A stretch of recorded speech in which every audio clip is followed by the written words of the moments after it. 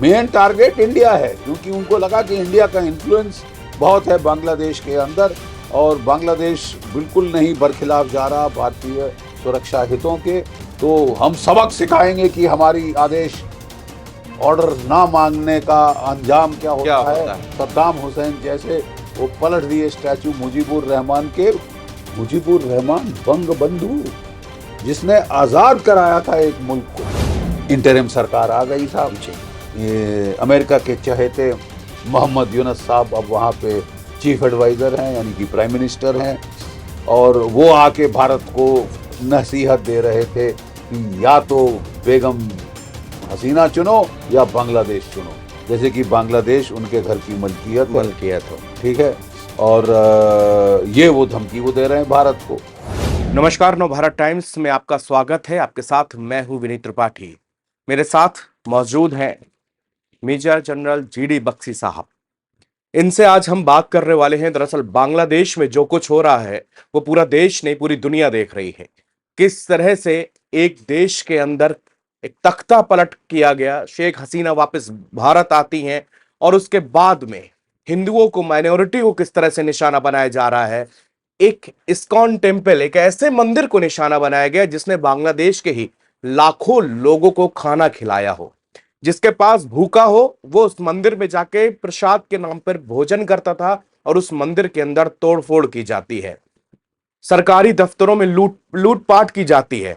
GD sir, ये जिस तरह से बांग्लादेश की जो शर्मनाक तस्वीरें पूरी दुनिया देख रही है, इस तरह के मैं देख रहा हूं कि एशिया के अंदर पहले तालिबान जब अफगानिस्तान में हुआ, सेम तस्वीरें थी कि वो लोग चोरी करके सामान भाग रहे थे। उसके बाद सर दूसरी तस्वीरें हमने देखी श्रीलंका, तीसरी तस्वीर सब हम देख रहे हैं बांग्लादेश। ये कैसा एक नया प्रयोग जो है देखने को मिल रहा है सर? ये आई वुडंट से ये नया प्रयोग है। आपको याद रहेगा Arab spring, violet revolution, orange revolution, coloured revolutions, ये तो सीआईए ने परफेक्ट कर लिया है एक टेक्निक लेजिटिमेट सरकारों को ओवरथ्रो करने की। सोशल मीडिया का व्यापक इस्तेमाल करके नैरेटिव स्प्रेड करने की, उकसाने वाले नैरेटिव स्प्रेड करने की, स्टूडेंट यूनियंस को इन्फिल्ट्रेट करके फिर इस तरह की मास एजिटेशन शुरू करनी, फिर उनको वायलेंट बना देना और चुने हुए रिजीम को ओवरथ्रो करना। ठीक है, ये तो मैदान 2 है, मैदान 2.0। याद है आपको यूक्रेन में यूकानोविच जो थे ड्यूली इलेक्टेड प्रेसिडेंट, उनका जो है तख्ता पलट किया गया था। He was elected by the people with a stout majority, लेकिन डिलेजिटिमाइज कर दिया गया। सबसे ज्यादा तस्वीरें मैं आपको बताऊं जो मेरे को कॉमनैलिटी दिख रही है कि ये एक सबक सिखाने के लिए कि तुम, how dare you go against our wishes, Saddam Hussein Baghdad, याद है जी सर। किस तरह बगदाद सद्दाम हुसैन जब वहां से भाग गया था तो उसके स्टैचू को पलटाया गया, ये दर्शाने के लिए कि उसके रूल का हमने अंत कर दिया है। We have overthrown Saddam Hussein, वो नहीं मिला तो उसका स्टैचू पलटा दो। ये बेचारी हसीना वाजेद को जान से नहीं मार पाए, नहीं मार डाला इन लोगों ने, तो क्योंकि भारत ने बचा लिया, उनकी फौज ने बचा लिया, तो ये वो बंगबंधु का स्टैचू गिरा रहे हैं। कहना क्या चाहते हैं ये लोग? They want to undo the independence of Bangladesh, they want to make it a jihadi anarchy, जैसी एनार्की पाकिस्तान में है। फटीचर मुल्क हो गया है, 2 रोज की रोटी खाने को नहीं मिल रही वहां के लोगों को। हाँ, और अराजकता फैली हुई है। उन्होंने भी अपने कोर कमांडर का घर जाके लूटा था, उसके उसके शुतुरमुर्ग, उसके मोर, उसके फ्रिज से खोल खोल के क्राफ्ट चीज सब लूट के खा गए थे। यही चीज आपने श्रीलंका में देखी, जैसे आपने बिल्कुल सही बताया किस तरह राजापक्षे का तख्ता पलट किया गया था।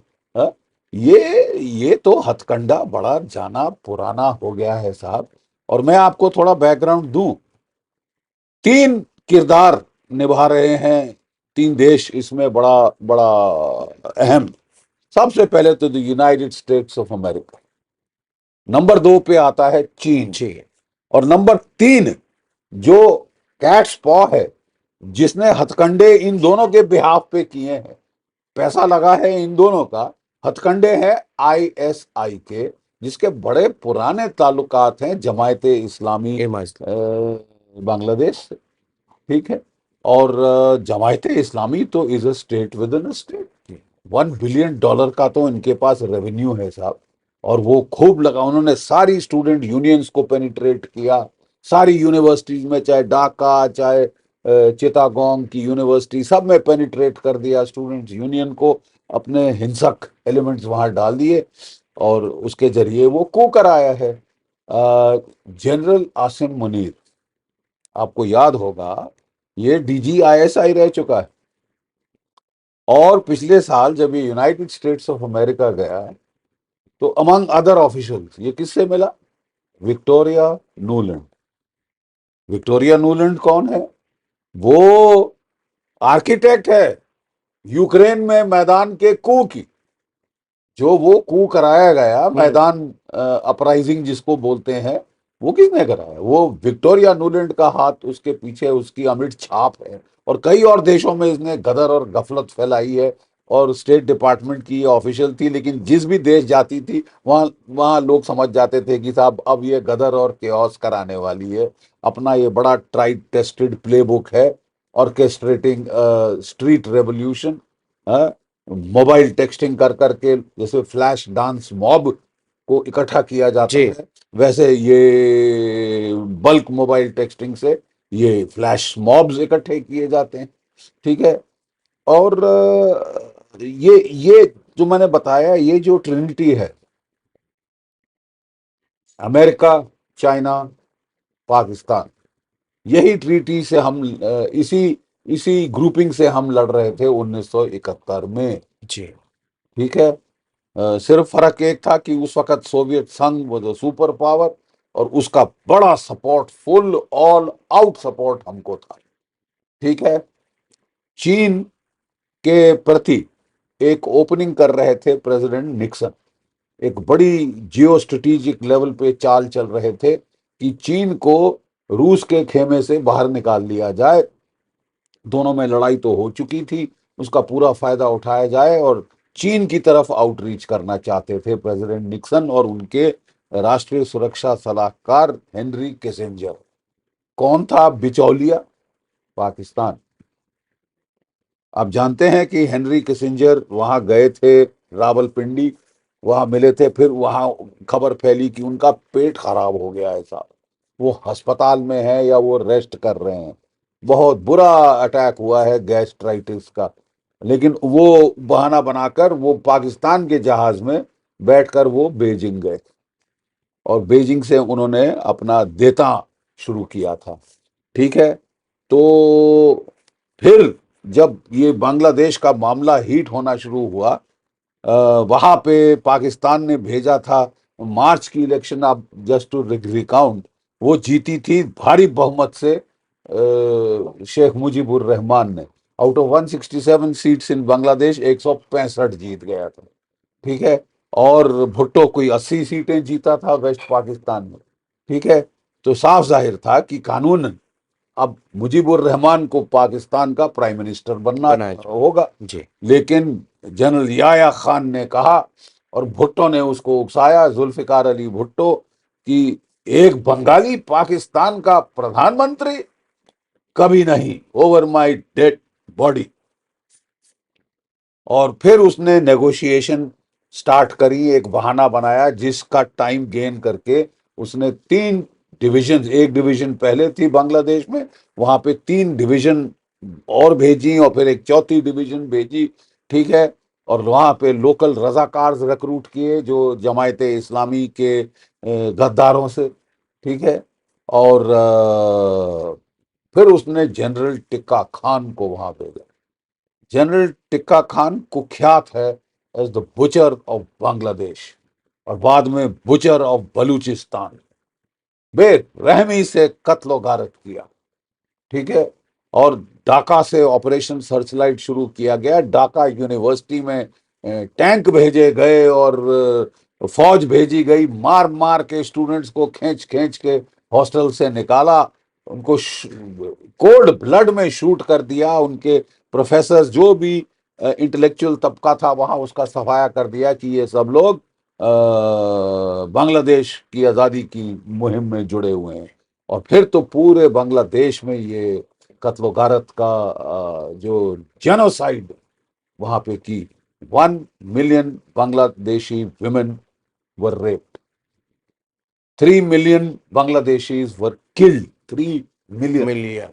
ठीक है साहब, and 10 million Bangladeshis were ethnically cleansed, driven out of Pakistan, East Pakistan into India।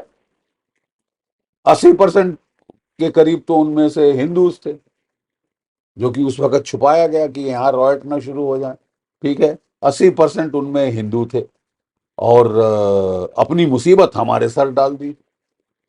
India ने बड़ा कहा कि साहब ये वापस ले लो, हम कहाँ तक खिलाएं पिलाएंगे इतने एक्स्ट्रा लोगों को।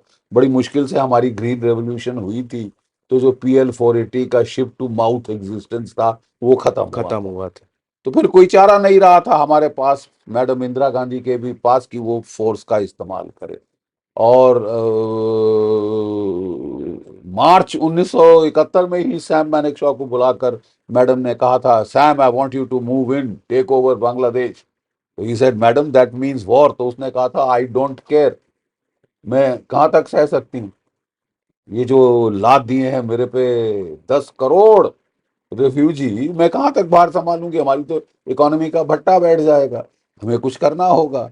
तो उसने उनका परामर्श था कि मैडम मैं समझ गया आप क्या चाहती हैं, लेकिन मेरे को मेरे टाइम पे जाने दीजिए। अभी मार्च एंड हो चुका है, अप्रैल में मॉनसून आती है, सारा कीचड़ बन जाता है, नदियां नाले इतने 5-5, 6-6 किलोमीटर चौड़े हैं, वो तो 10-10 किलोमीटर के बन जाएंगे, पार करना इम्पॉसिबल होगा रिवराइन टेरेन को। और फिर जब बादल का कवर होगा, हमारी एयरफोर्स सपोर्ट नहीं दे पाएगी। तो चीन भी हस्तक्षेप कर सकता है अगर हम अभी गए।